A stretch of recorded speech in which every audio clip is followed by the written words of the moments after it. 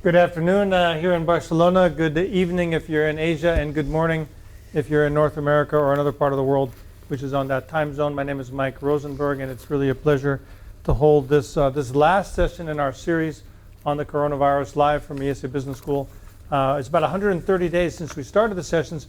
We're back in that same IESE classroom because the school is open with a very, very stringent protocol for safety, and really it's a pleasure to be here with you. Today, for this last session, we've assembled a panel of professors. I have with me Magda Rosenmuller, who's an operations professor and a specialist in public policy in the healthcare sector. Weiming Zhu, who's also from operations. He's a global supply chain expert. Nuria Mas, who's the head of our economics department, who will be talking about economics and also healthcare economics, which is also an expert. And finally, Sebastian Reiche, who's the head of our managing people and organizations group, and we'll be talking a little bit about the human resources implications and all the human implications that we've learned during this crisis. If you're connecting for the first time, there is a chat feature. This is being broadcast live on LinkedIn, La Vanguardia, and on YouTube. And if you add things to the chat, they will magically appear to me, questions, they'll magically appear to me on this iPad. Because if you've been watching this series, you've been seeing myself and my colleagues. But what you haven't been seeing is the whole team which is behind the scenes, from our technical partners to people from our alumni associations, which is Sabrina Voss, which is Eulalia Puig, and Silvio Johansson, who's kind of the executive producer of all this thing, and all this under the guidance of Javier Munoz, who's been the director of our alumni association. So it's really a pleasure to be here. It's a pleasure to get this underway. Today's a bit of a special day in Spain. Today they had a very solemn act in Madrid, in the capital, to talk a little bit about the impact of the crisis. The country's lost about 30,000 people. So this act was very, very emotional. And in it, they paid homage and honored the 30,000 dead, as well as giving thanks and public thanks and recognition to the thousands and thousands of men and women who put their own lives on the line, their own safety on the line, as healthcare workers, first responders, police, fire people, and people in the food industry and the banking industry who kind of kept the country running and kept us all fed during the confinement.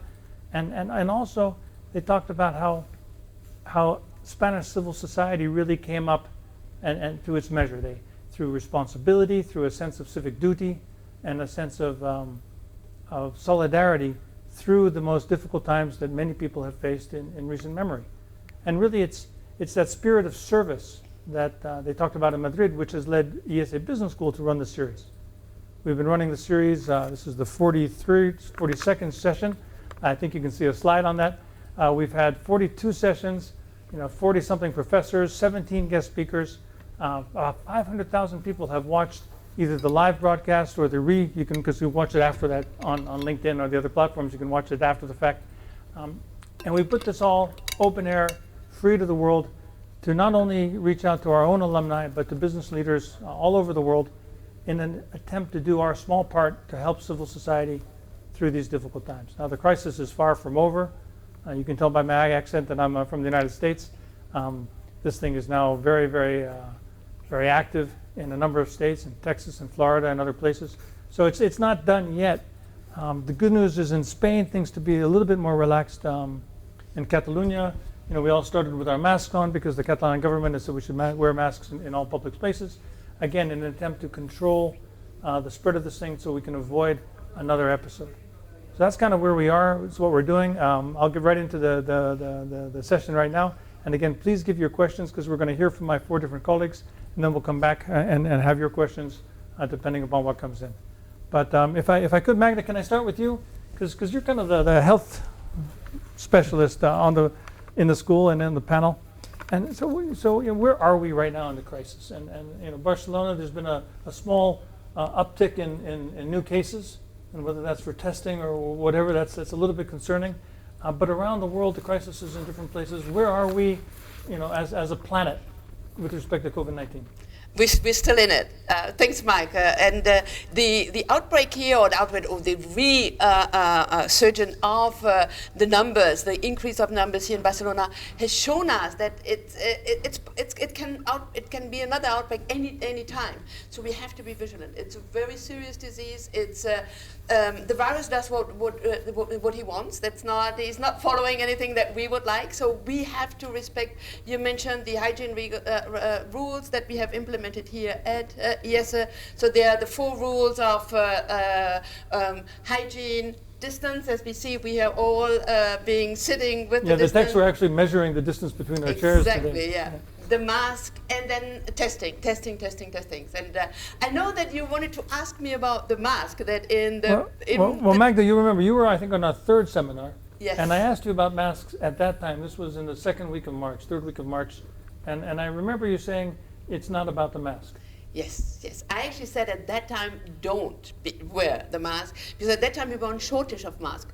And we had the healthcare professionals that worked very closely with the infected people had not enough masks. So that was the message at that time. But because you didn't want people to be stockpiling masks and wearing masks. People were taking masks from the hospitals, and that's not what. That's not a good idea. If the nurses and the doctors needed the mask. Now we have plenty of masks. There have been production of masks over the last month, and I would really say, everyone, wear the mask. Wear the mask in the metro. Wear the mask when you're outside. When you're in any way close to someone else, wear the mask, because this has shown that the scientific studies on it, that it's really the one good method of avoiding and in closed spaces, if you have a number of people in the closed space, I guess there's new evidence which shows that the virus can transmit. Outside, it's perhaps less, but maybe wear it anyway, because why not? It's not that difficult. Exactly, because you also protect others. So it's not only, and that's this respect that I think that has been honored also in Madrid yesterday. And I see, and that we are now kind of going a little bit out of these very strict confinement.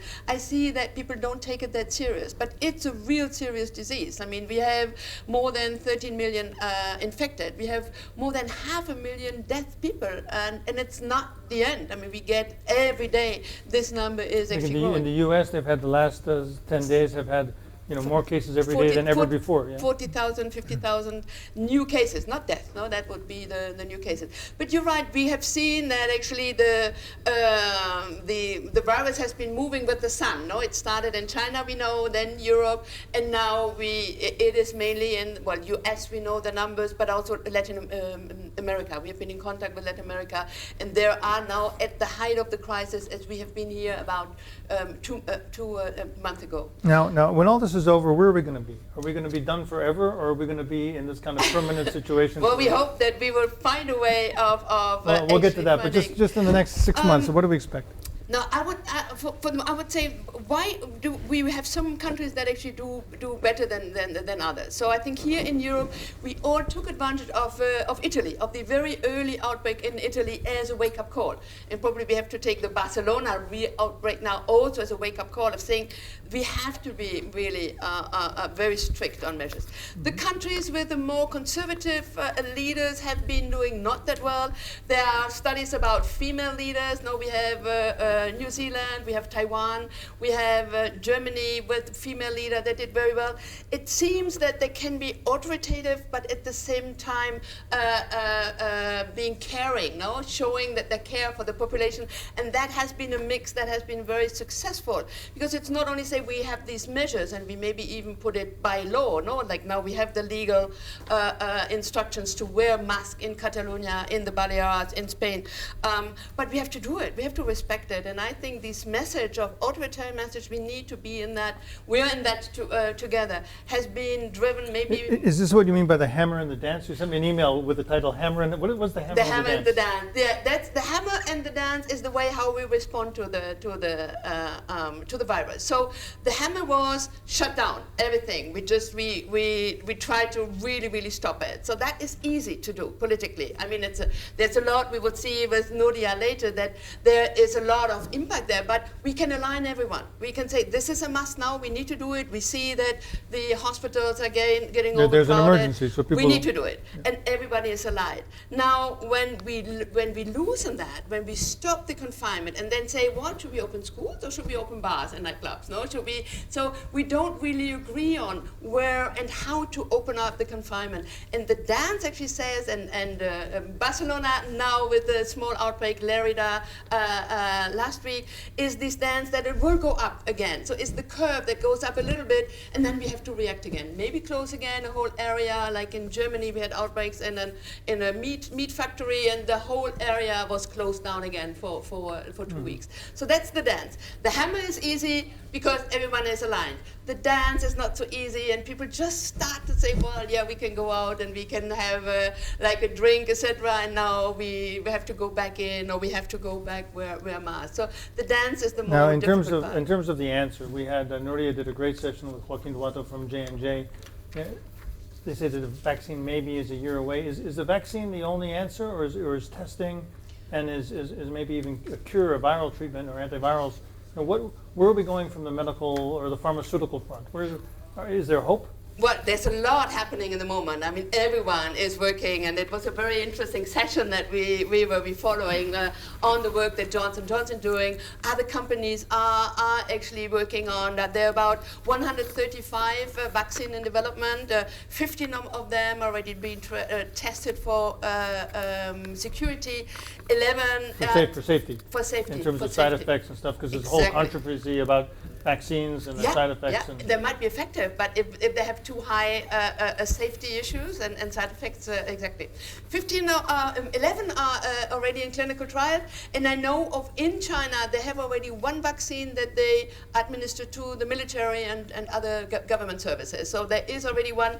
Now, big question mark is are there any side effects that we have? But there's very, very strong development on vaccine. There's a lot of scientific studies also going on, and there's this very interesting, for us as a business school, interesting work between what is science and what is political, and how is science actually influencing political decision. We still have to manage the we have some political leaders in the world, and I won't mention any names, who simply don't listen to science. Exactly.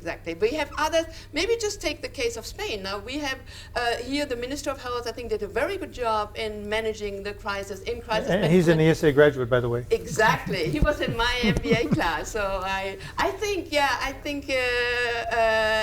they did really a very good job in containing the crisis.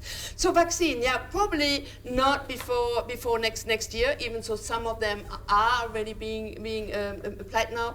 There's a lot of research also into drugs, into what drugs work, and particularly like remdesivir, the Gilead drugs. Gilead has launched now several clinical studies on that, but it's the drug of the last recourse. Is that when I really have a very fatally ill patient, then so remdesivir was developed for Ebola that can help. Then it seems it reduces at the end of the story. It saves lives. It reduces mortality, but it's definitely not the. But it's also all the studies and science that is going on to better understand the virus. What is the effect of the viral load? What is the effect on children? How is the virus? How ill? Like we have the viral load, for example. We have the healthcare workers have been very seriously ill because they got more of the viral load. Right. And getting this better understanding, and what I really liked during this whole time of the confinement, that there was in different ways conferences being organized between different medical doctors from China, from US, from the global solidarity, the global cooperation has been extraordinary. Absolutely fantastic. Then they tell this worked with us, this was not, and you had real discussion going on among those. And I found there's a very interesting, maybe a new way of science that we can much quicker be checking and discussing. Okay. Another interesting aspect is you ask for other method. Actually, I saw one talk about the CEO of Thermo Fisher, and he said they were calling on PepsiCo to see how they can better use plastic. So they had a whole afternoon of brainstorming between the leads in Thermo Fisher and PepsiCo. So this working and collaborating together, I think that's a very we'll come back to a little bit later on what's going to happen next, I think. Yes. Let me go to Nuria. Nuria, so in other seminars or other webinars in this series, you've been talking about kind of the double whammy, that we've made the measures to the hammer, as Magda called it, to stop the spread of the virus. which has produced economic impact. Where are we today on the planet in terms of economic impact, and how bad has it been, or will it get? So actually the crisis is going to be deeper than we thought at the beginning. If you looked at, and the last time we talked, no, I was just showing you how much uncertainty we had. And at that time, I was comparing what the IMF was saying in the beginning of 2020. This was supposed to be the year of the recovery. The world was supposed to grow at 3%. And then we had the virus coming. And in April, the IMF came with new data. And they said, wow, that's going to be worse than what we anticipated. Actually, it's going to be much worse. The world is going to decrease its GDP by 3.3%.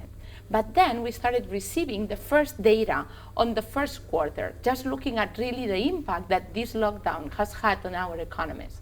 And that's when, after this data, the IMF came with, again, worse data than the one that we were seeing in April that we shared the last time we talked. And that's the one that we have from a few weeks ago, from January, from June.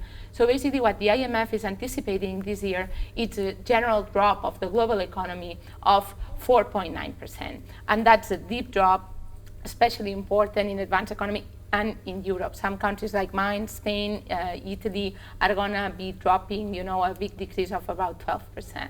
12%, and that's because the economy is so heavily loaded in tourism, restaurants, and certain sectors which have been so badly hit by this that the numbers are just worse than a country perhaps which does not have so much exposure. Is that right?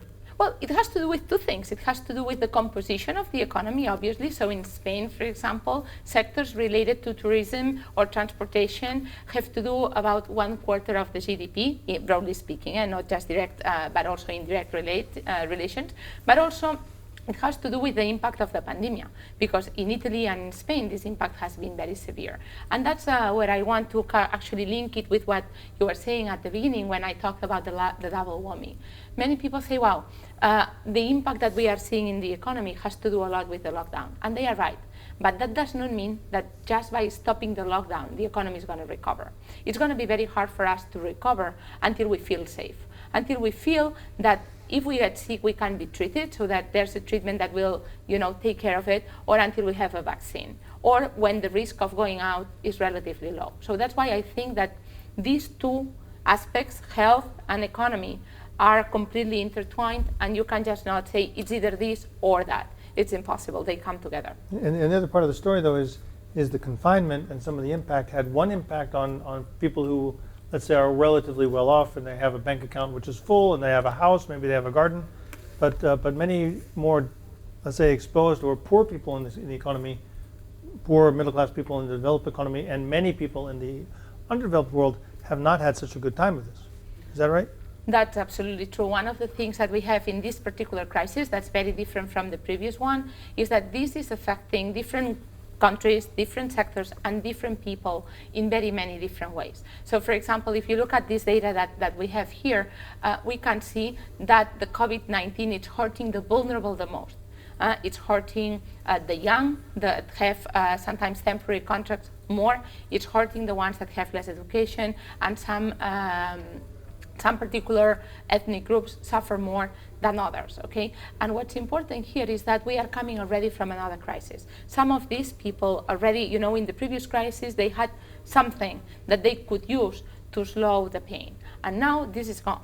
And actually, this is getting even worse, because if you look at this set of data that I wanted to show you now, it's not only that they are suffering more with the crisis now, it's that this has projection in the future. So what this graph is showing, it's the educational progress by income group. So it's not only that some sectors have been suffering more than others, some quantiles of income have been suffering more than others.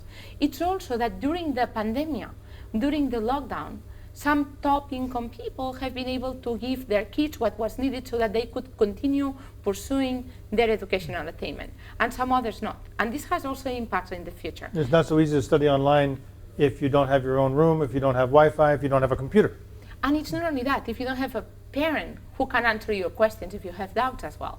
So it has to do more. If it was only the material stuff, then maybe it's not easy, but it might be even easier than if you need to ask your questions to somebody. So this is something that I think is going to be very, very important when we want to look forward, and whenever you want us to talk about that. But I think that now... No, let's go there. I mean, if we're going to come out of this crisis, Because I've read that governments around the world are getting ready to spend huge amounts of money in stimulus. Yeah. Is that stimulus money going to be well spent? What I can tell you is that this is a unique opportunity. For example, in Europe, we are working about the rescue fund that is going to be massive. I don't know how massive, a lot or a little, but it's going to be much more money than countries are going to be spending in the reconstruction of the economy, in decades. So that's the moment in which we really have to take advantage of that and do the best thing that we can with this. And I think that this means investing in transforming the economy. And that's, if we go back to these groups, what the COVID has done has been to accelerate some of the things that we were already seeing before. Also in our healthcare systems, things that were not working before, now they just have become very obvious. Some sectors that were going to be transformed slowly, now they have been transformed very, very quickly.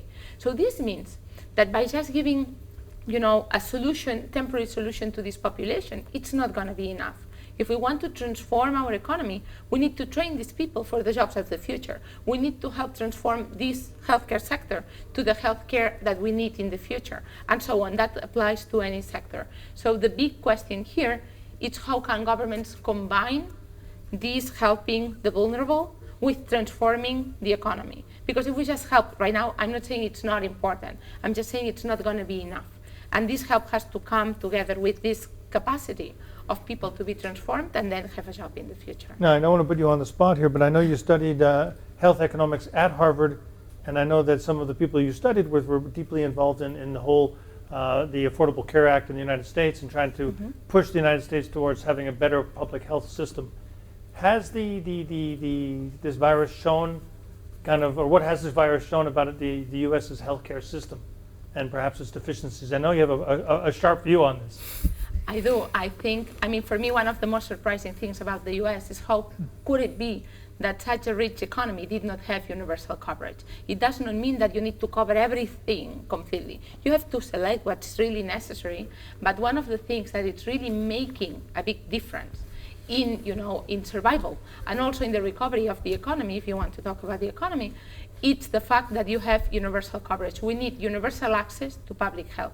And this, I think, has made it absolutely obvious that when you talk about public health, the only way in which you can do public health is if this is available to everybody. Otherwise, the people that don't have access, obviously, will just postpone going into the hospital. And if it costs then $2,000 or $3,000 to get tested, and you don't have any money, and you're not sure how to get through the week, you're not going to get tested. Exactly. You're going to be sick. You're going to give it to more people, and this perhaps is what's fueling the situation in Florida, Texas, and some other places right now. Absolutely, and this is another example that can help create social unrest amongst many other ones, right? The inequality and things like that we have already been seeing. Just let me say that this crisis is hitting the poor more, not only economically, because, for example, the ones that have higher income have a higher probability of being able to work from home, but the poor, not only do they have lower probability to work from home, but because they need to be in the streets, they have a higher probability of getting sick. Yes. So actually this is hitting the vulnerable both economically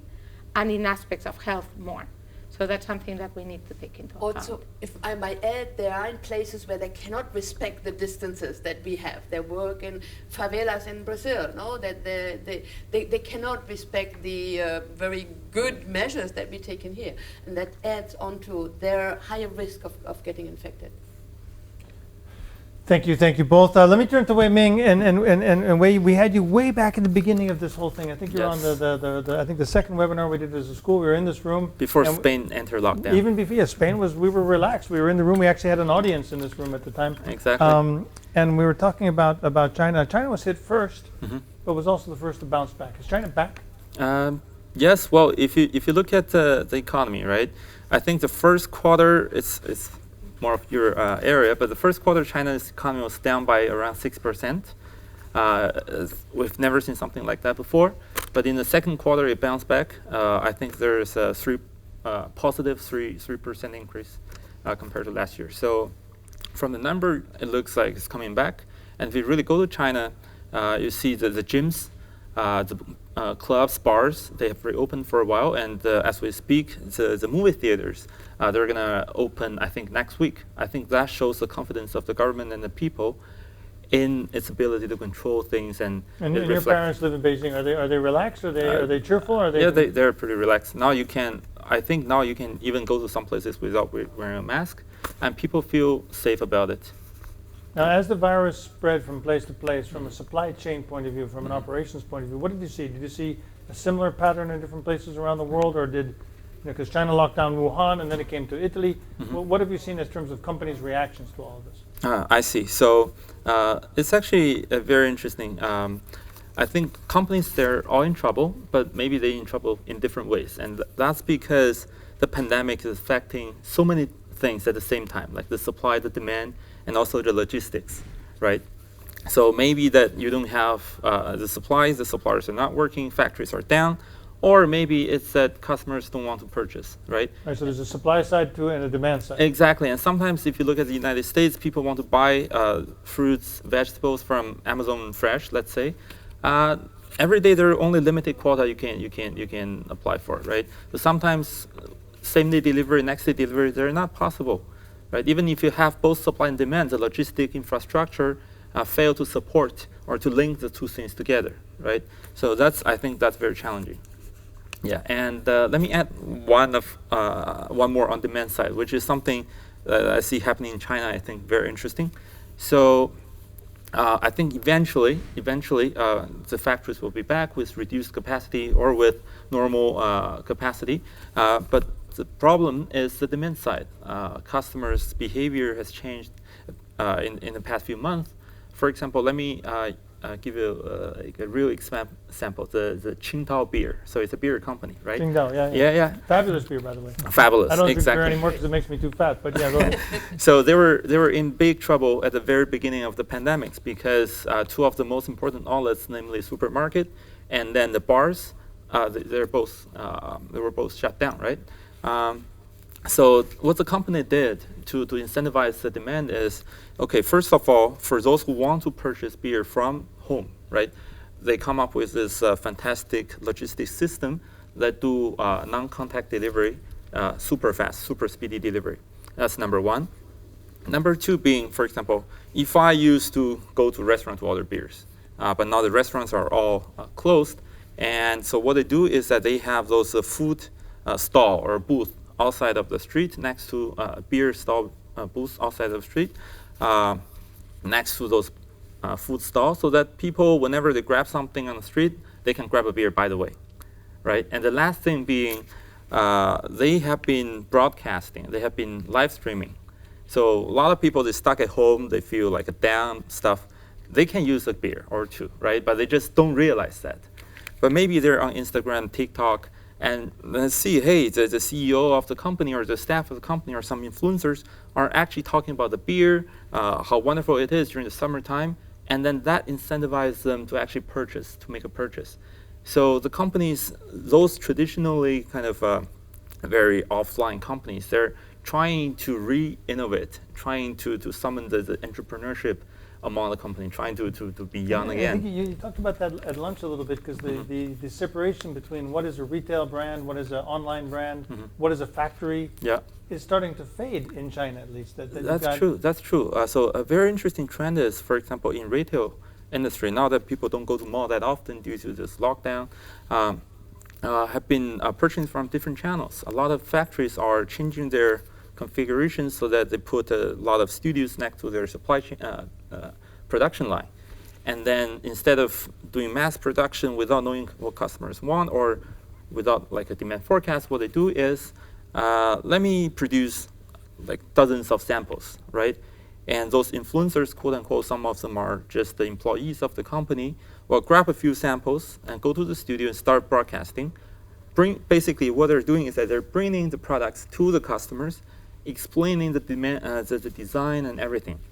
And then the customers can order as they speak, as they live stream. Online, in live stream, they see the orders, and then they start see to the produce. demand, and then let's produce. So they match supply and demand perfectly.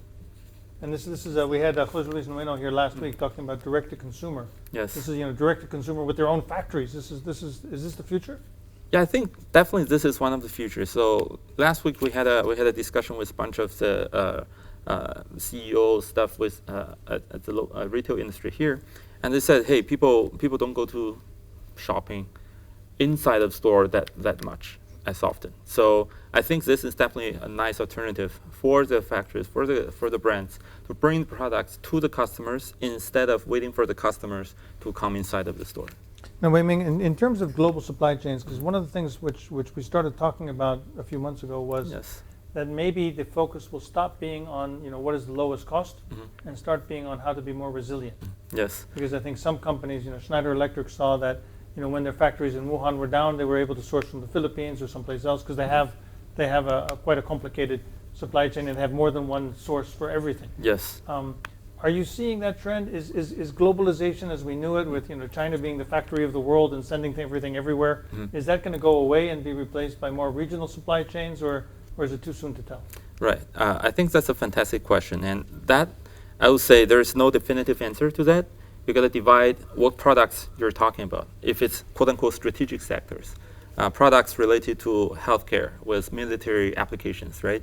Maybe those will be brought back to the home country, right? Like a face mask and stuff, right? But for other products, and by the way, so reshoring as we speak, it doesn't give you supply chain resilience automatically, right? So people used to say like truck tends to hit you from a different angle every time. You never know when will the next disruption happens, right? Now I bring it back to the United States. For example, the meat factories in the United States, they're basically 100% domestic. But now they got hit by the COVID quite big, and then that drives up the meat, the price for the meat. Sure. So the reshoring doesn't mean you doesn't will have necessarily mean you're more resilient, Exactly. because if you have a problem at home, you're just as much in the shook as you were if exactly you're far away. That's true. So I guess the ultimate answer is yes, we're going to see products moving away from China, but I would say the most important thing to do after this in the long term is to do sourcing from multiple channels. So on that front, first you need to do supply chain mapping. So I think Bank of America did a survey. Only 30% of their corporate customers know where the second tier supplier located at.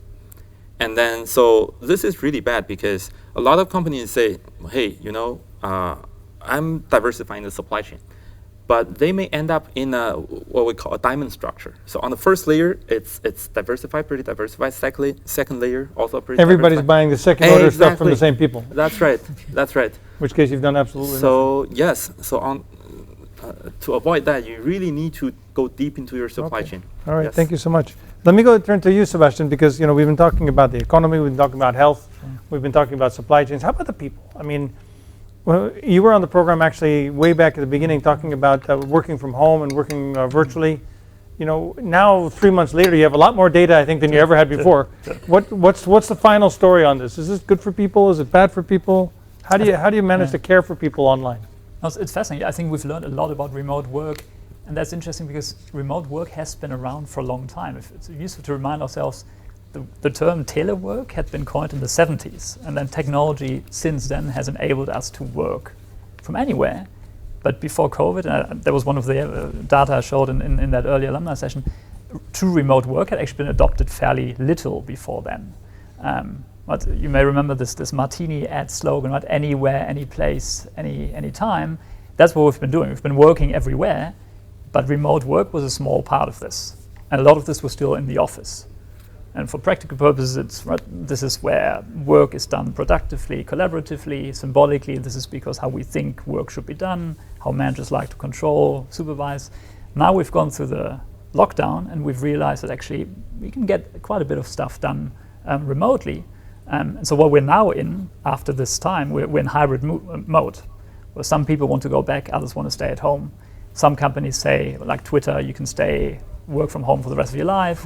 Others cannot. Even within companies, you've got business units that have to go back to the office. I think here at the IESE Business School, we are encouraging our support staff to come in 2 days a week. That's what I heard. But that's an interesting question. So what's the ideal balance? How do you manage these different cohorts? How do you think about promotion decisions? How do you compare someone who's been working remotely versus someone who's in the office? People working remotely have this fear of missing out. Some people start working remotely. Do we need less office space? True, yeah.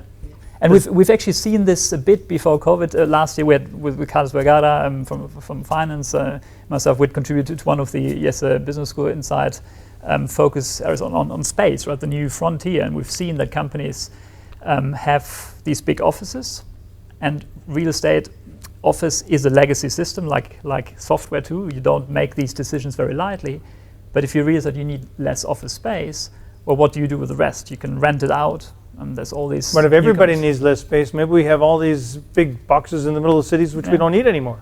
But you might create them into apartment blocks. That's what's happening, right? You might be creating co-working spaces. Some of this will increase again post COVID. You might actually create a rooftop bar on the top of your office building. But I think it does require rethinking. And how about the organizational structure? Because our command and control structures are also legacy to some degree, left over from having people on the same floor. True. Does that change also? Yes. So I think we'll see even more distributed forms of work. We have already started seeing. We've seen smaller companies experimenting with different types of organizational design. I think we'll see more of this. What we've seen through the crisis is probably more of a centralization of decision making, but that's part of crisis management. Mm-hmm. What we'll see more due to more complexity, unpredictability, is that you'll push leadership decision making further down the hierarchy, and that means that you'll have to spread authority. It was interesting, in April we're publishing an annual on global leadership every year, and given the COVID, we asked within a very short time global leadership thinkers, but also CEOs, leaders, to write in very short time an essay about how they see leadership evolve. And one of the core themes that came out of this was we'll see more collaborative leadership. The idea that it's very taxing, the more complex, the more distributed work is, it's very difficult for one person at the top to manage all this, right? So that means we need to think about how do you empower, how do you share responsibilities, how do you work together to lead people, lead organization units. So we'll see more of this. I guess an added point to this is not necessarily organization structure, but it's, I guess, the complement, which is culture. We all know that organization culture is very important, but what we've seen during the crisis is that those companies that hadn't spelled that out well, either because they were mature startups that were in the process of doing this, or others that had gone through culture change, they've struggled more, because how do you onboard people when you don't have clear culture values? How do you start to generate or start to live new culture values when you're working remotely, right? So it's structure, and as that is changing, we'll also see that. So HR has to change, because if all this is changing, the role of human resource management has to be completely different, I guess. Yes, and sadly, as someone who's in this domain, right, the HR function, or HR, doesn't always gets the best rap, right? So it's probably not the most sexist functions, right? I think during the crisis, HR has been at center stage. Mm-hmm. That's again part of the function of being in a crisis. HR is important to manage the people implications of all this. But I think that has given an opportunity for HR to work on more value added aspects. And what I've heard many executives talk to us about during the series and different sessions is that they've been able actually to make better relationships with their people, and talking to people in their homes and taking time out to talk to their people as people has actually reminded them the importance of remembering people's humanity when you're in the workplace. Yeah.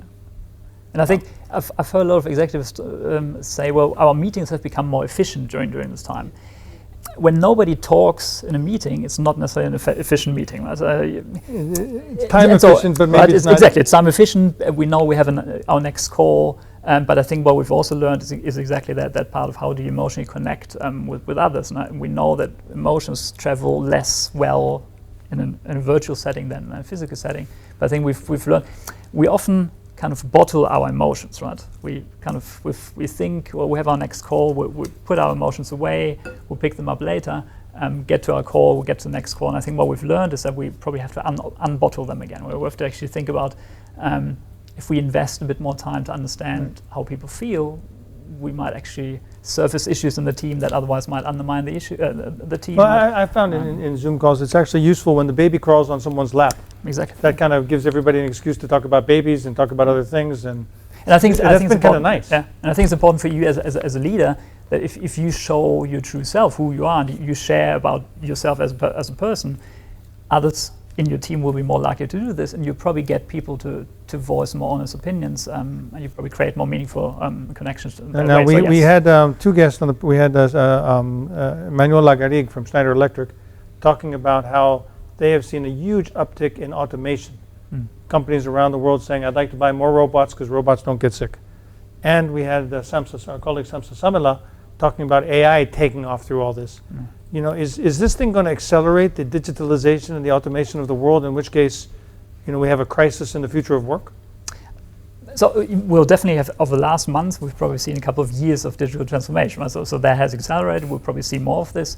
And there's both positive and negative implications. I think positively, AI has probably received a more positive sentiment in the public. Right? Now you see you can use AI to keep people safe, to check. So there's those advantages. It serves as a tool to make better decisions collaboratively if you're digitally mediated, working together. Right? I think it also provides an additional impetus to finally rethink our work design, which I think is sorely antiquated. The way we've been working so far has been antiquated, and I think AI helps to disrupt some of this. But there's also a negative part that there's millions and millions of people who drive something, who wait on tables, who do order processing, and maybe I should take that question to Nuria. Nuria, are millions of people going to lose their job as a result of automation and AI and all this stuff? And are we I mean, you talk about reshaping our economy to lift everybody up, but if all those jobs disappear to automation, how are we going to do that? That probably it's going to happen. I mean, if you look at the predictions, there are some jobs that obviously are going to be done through a machine, but this does not mean that these people don't have a job. It just means that we need to prepare them with the right skills so that they can do the job of tomorrow. And the other thing that I think it's important, it's for us as a society, we have to decide how we want to organize it so that we can have a society where a few earn a lot of money and have a super top job and some don't, or one where we split it a little bit more evenly. And I don't mean only the income, I mean the hours of work and the type of job that we do. So the big challenge here to make everything sustainable, these healthcare systems that we want sustainable, the key for that is to have as many people as possible working for a good job, you know, with the right salary. And then everything fits. So that's a challenge. But it has a lot to do with the type of incentives and the way in which we design our economy. But do you think there's a question here from Golnas, and they're asking, yeah, we need to transform, but is there a plan? I know. Golnas. I mean, is there a plan in Spain, in Europe, in the US? I mean, is there a plan? So the right answer is we are working on one. All the world is working on one. We need to get it But the right. world's not working on one. The world's working on different parts. So that's what I said. I mean, now it's the time. It's the time for all these type of challenges. What this crisis has done is to make it very obvious that we need to do some things differently. Now, I think that we need to understand that the next 6 months are going to be crucial. We need to start thinking, where are we going to be betting for? You know, which are the sectors that we are going to promote? How are we going to train people? Because some countries are going to be ready, and they are going to do it very quickly. And those who don't, won't. And then, you know, so we need a plan. Just to say something on this plan, just one final word, because I think it's important. This plan cannot be done, in my understanding, from governments. We should not be waiting here for the government to do the plan for us. The governments cannot do it themselves. Not sure they do it alone. It's from, you know, the civil society. Of course. And the companies, the ones that know, you know, every day that they are the ones that are dealing with the economy every day, the ones that are creating jobs, new products, and so on. We should all come up with ideas. And then the government should make it easy for these economies to implement these ideas. Magda, that's there's collaborative leadership. It's exactly that, right? Magda, there's a question for you, a very specific question, which, and you know, you're a medical doctor, you have a PhD in public health. Why don't politicians listen to the scientists? Well, that's very difficult, this interaction. They have to take decisions that they have responsibility for. So that's very difficult interaction.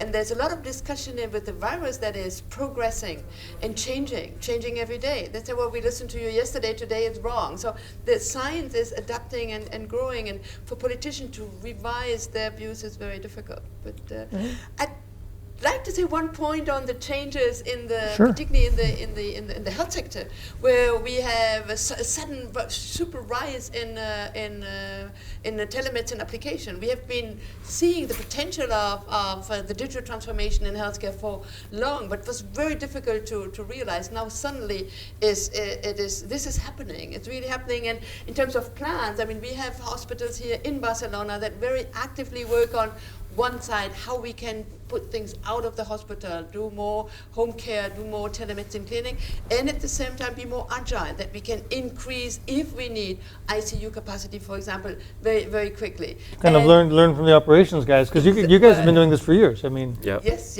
So that's a very, and that I joined Nuria there. That's a very, very important change that is happening, and definitely a place to watch. No, where a lot of things that we think should have happened before are now really taking place. Wei Ming, there's a question for you about it's about Chinese geopolitics. Okay. Now maybe it's for me, but I'm going to give it to you anyway. Which is Cool. China's emerged stronger. Mhm. Now China, this whole thing started in China. First they didn't kind of respond quick enough, and there was a whole thing. But as we come out of it, China seems to be, in a much better shape than say the United States. Mhm. Is this going to make this the Chinese century? I see. So to start with, I think it's a consensus that at the very beginning China screwed up, but then I think they pick up really fairly quickly with very stringent tracing and with very draconian lockdown, etc. And now it's coming back. And it's actually the question you're asking is actually related to the global supply chain thing, right? Is there going to be a decoupling from China, right? Is it that China is benefiting from this? To the question, I think. It's rather a selection process. For example, now that we have a lot of very nice cluster of production plants there, and they're exporting a lot of not only masks but also electronic parts and stuff to the rest of the world, right? And that's because of what? It's because of the cheap labor. It's because of the talent pool, the schools, the very mature training system that makes them in a very suited position to do this. Right, and by the end of the day, maybe people say, "Hey, we've been relying on China too much. Let's move it out To Vietnam, to Vietnam and stuff." But you got to realize it's never about moving out one company. It's about moving a cluster. You have to also move out the suppliers for those companies, and et cetera, et cetera. So by the end of the day, if you decide this is not about cost, I just want to bring back the manufacturer so that I have a very well-rounded kind of production system, then okay, you move it back, you decouple from China. Or you think, hey, the pandemic is going to hit every another 100 years. I'm not going to, just because this, I'm not going to bring it back just to prepare for the pandemic. I don't know when it's going to hit me. Then you stay at China. Sebastian, the last question I think I'm going to give to you is there what have we learned about leadership? And with a capital L as a result of it. I mean, you look around the world, there are some political leaders who clearly have earned my respect and others who have not earned my respect, to say it that way. Business leaders, I think the same. What, from the managing people, what have you guys learned about leadership? And I know you're working on a paper on this, which is coming out pretty soon. No, so we've looked at what are some of those attitudes, capabilities, also values that have been shown, and we've seen quite a variety of those, both in political leaders, but also in companies, right? So I think one of the very compelling things that we've seen is that people actually were bold enough to say, I don't know. And we've had this a few times here in the panel as well, and not necessarily feeling that you have to have an answer when things are so unpredictable. And I think that will be the same in the future as well. Being compassionate, right? Being connecting, becoming closer to others.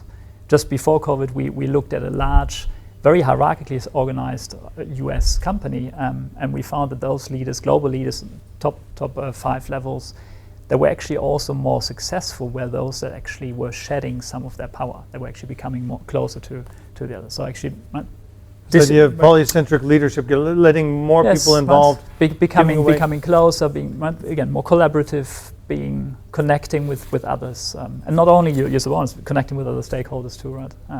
Showing humility. Yeah. Well, let's hope that's a trend. So this is bringing a close to our series of webinars, which we started again 130 days ago. We've been broadcasting them live on LinkedIn, La Vanguardia, and YouTube because we think it was the right thing to do. We think it's the right thing to try to help civil society and business leaders at this moment in time. We're not going to stop here, although the series is closed. IESE will continue to do things online for its global alumni community. You can find out all of that on our alumni website. For example, next Wednesday we have Jordi Canals, our former dean, is going to be interviewing the CEO of Cellnex Telecom, Mr. Tobias Martinez. That will be live streamed at 1 p.m. Here on Spanish time. So we will continue to do things like that in the digital space, and I think there's a whole bunch of people who are working on how we will continue this kind of outreach in September. Like many organizations, we've discovered how to do new things, and now we're kind of trying to figure out how to keep them going in the new normal. So if you've tuned in for a number of these sessions, thank you very much. If this is your first one, thanks for watching, and really it's been a pleasure.